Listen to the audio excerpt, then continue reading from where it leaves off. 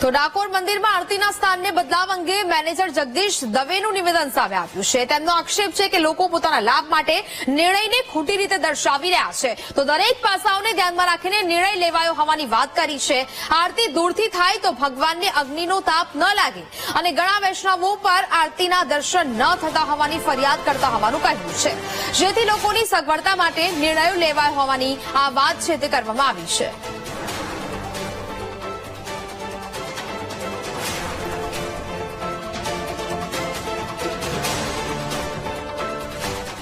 આજે જે વ્યવસ્થા કરવામાં આવી છે ઠાકોરજીના શ્રીઅંગની સાચવણીના ભાગરૂપે છે। શ્રીઅંગના સાચવણીના ભાગરૂપે આરતી દૂરથી એટલે કે નીચે ઉતરીને સન્મુખ ઉતારવાની એની જોગવાઈ સ્કીમો પણ કરવામાં આવેલી છે કે સન્મુખથી આરતી કરવાની છે। એટલે જે વારાદારી છે આરતી તો જે સમય થાય તે સમય થઈ છે થવો જોઈએ અને દૂરથી ઠાકોરજીને એનું જે અગ્નિ પ્રગટે છે એની ગરમી ના લાગે અને ઠાકોરજીના શ્રીઅંગને નુકસાન ના થાય। વચ્ચે ઉભા રહીને આરતી ઉતરતી હોય છે એટલે લોકોને પણ એમને કોઠાના દર્શન કરવા પડે છે। ઘણા વૈષ્ણવો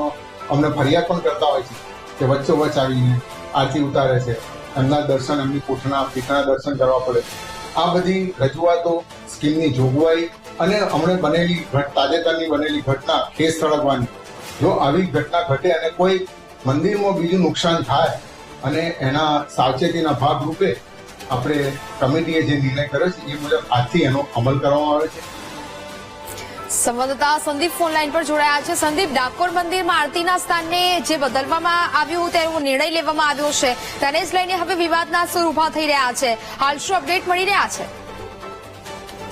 આવે તો ફરી એક વખત યાત્રાધામ ડાકોરનું રણછોડજી મંદિર ફરી એક વખત વિવાદમાં આવ્યું હોય તેવું કહી શકાય, કારણ કે જે મંદિરમાં આરતી ઉતારવાની જે પરંપરા ચાલતી આવી હતી એટલે કે જે એમનું સ્થાન બનાવેલું હતું ભગવાનના જે મૂર્તિ છે ત્યાંથી જ આરતી ઉતારવામાં આવતી હતી, પરંતુ ટેમ્પલ કમિટી દ્વારા નવો નિર્ણય જાહેર કરવામાં આવ્યો છે, જેને લઈ ભગવાનની સન્મુખ આવીને આ જે આરતી ઉતારવાની જે નવો નિયમ લાગુ કરવામાં આવે છે, જેના કારણે જે સ્ત્રી શરીર છે તેને કોઈ પણ પ્રકારનું નુકસાન ના પહોંચે અને જે વારાદારી છે તેને પણ શાંતિથી આરતી ઉતારી ભગવાનની સન્મુખ આરતી ઉતારી શકે તેવો નિર્ણય કરવામાં આવ્યો હતો, પરંતુ તેને લઈને સેવક આગેવાનોમાં ક્યાંક ને ક્યાંક નારાજગી વ્યાપી ગઈ છે અને તેને લઈને જે સેવક આગેવાનો અને ટેમ્પલ કમિટી આમને સામે આવી ગયા છે। સમગ્ર મામલે ડાકોર મંદિરના મેનેજર જેપી દવે દ્વારા પણ નિવેદન આપવામાં આવ્યું છે કે એમણે પુષ્ટિ સંપ્રદાય સાથે મંદિરની જે સ્કીમ છે તેમાં પણ આ અંગે આરતી ઉતારવાના નિયમોનો જે ઉલ્લેખ કરવામાં આવ્યો છે તે તેમના દ્વારા ફરી એક વખત જાહેરાત કરવામાં આવ્યું છે, પરંતુ જે વિવાદ થયો છે તેને લઈને ભક્તોમાં ક્યાંક ને ક્યાંક નારાજગી વ્યાપી ગઈ છે, કારણ કે પવિત્ર જે મંગળા આરતી છે તેની અંદર આજે જે નિયમ છે તે તોડીને સેવક આગેવાનો દ્વારા નીચે ઉભા રહીને આરતી ઉતારવામાં આવી હતી ને તેને લઈને ઘણા લોકોને આજે કુતૂહલ થયું હતું તો કેટલાકને લાગણી દુભાઈ હતી, પરંતુ સમગ્ર મામલે હવે સામે નિવેદન બાદ ફરી એક વખત આ વિવાદ વધુ વકરે તેવું દેખાઈ રહ્યું છે। બિલકુલ સંદીપ, જાણકારી બદલ આભાર।